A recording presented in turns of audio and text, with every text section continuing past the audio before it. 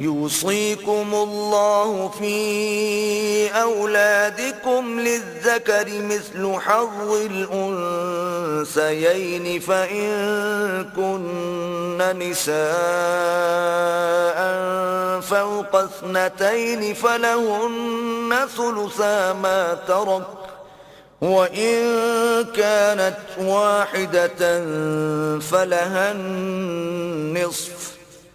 ولأبويه لكل واحد منهما السدس مما ترك إن كان له ولد فإن لم يكن له ولد وورثه أبواه فلأمه الثلث فإن كان له إخوة فلأمه السدس من بعد وصية يوصي بها أو دين. آباؤكم وأبناؤكم لا تدرون أيهم أقرب لكم نفعا فريضة من الله إن الله كان عليما حكيما. اللہ تمہیں تمہاری اولاد کی وراثت کے بارے میں حکم دیتا ہے کہ لڑکے کے لیے 2 لڑکیوں کے برابر حصہ ہے،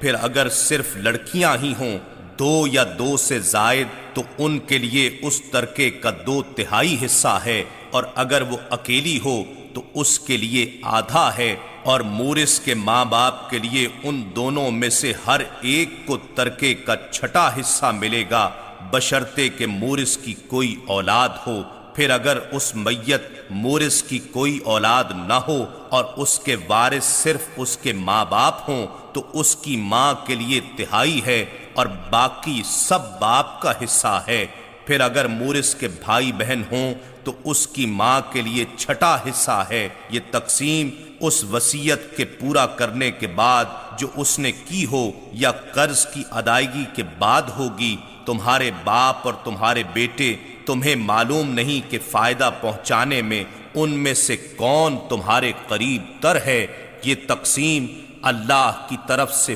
فریضہ یعنی مقرر ہے، بے شک اللہ خوب جاننے والا بڑی حکمت والا ہے۔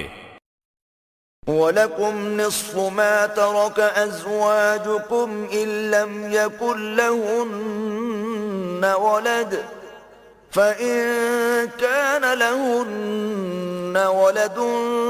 فَلَكُمُ الرُّبُعُ مِمَّا تَرَكْنَ مِن بَعْدِ وَصِيَّةٍ يُوصِينَ بِهَا أَوْ دَيْنٍ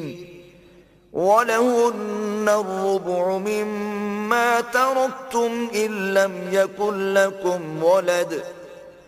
فَإِن كَانَ لَكُمْ وَلَدٌ فَلَهُنَّ الثُّمُنُ مِمَّا تَرَكْتُم مِّن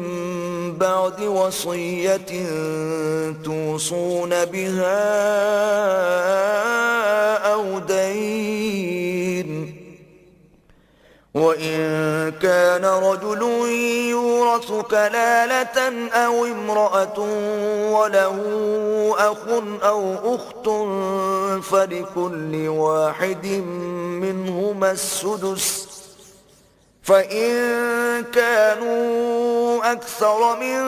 ذَلِكَ فَهُمْ شُرَكَاءُ فِي الثُّلُثِ مِن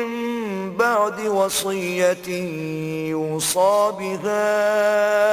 أَوْ دَيْنٍ غَيْرَ مُضَارٍّ وَصِيَّةً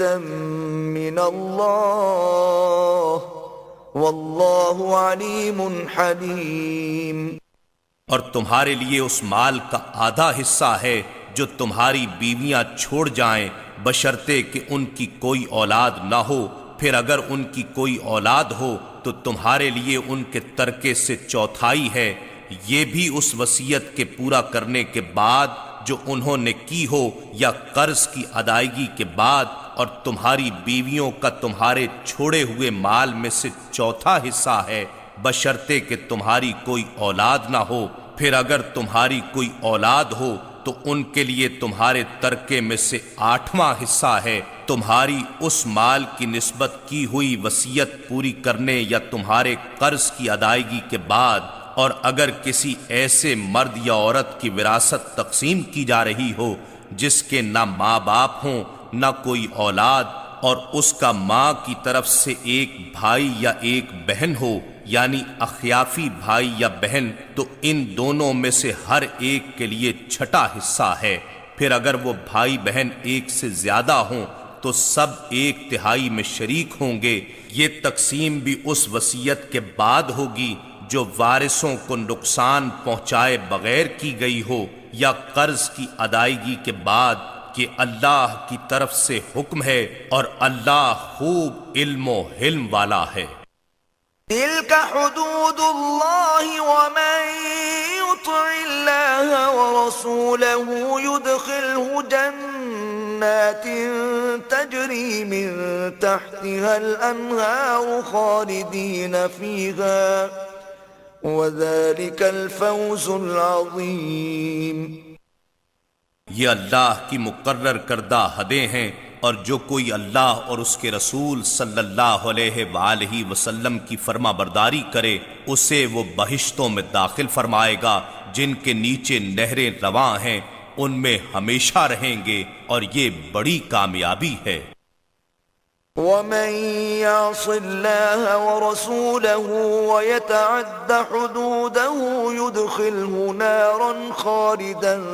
فيها وله عذاب مهين۔ اور جو کوئی اللہ اور اس کے رسول صلی اللہ علیہ وآلہ وسلم کی نافرمانی کرے اور اس کی حدود سے تجاوز کرے، اسے وہ دوزخ میں داخل کرے گا جس میں وہ ہمیشہ رہے گا، اور اس کے لیے ذلت انگیز عذاب ہے۔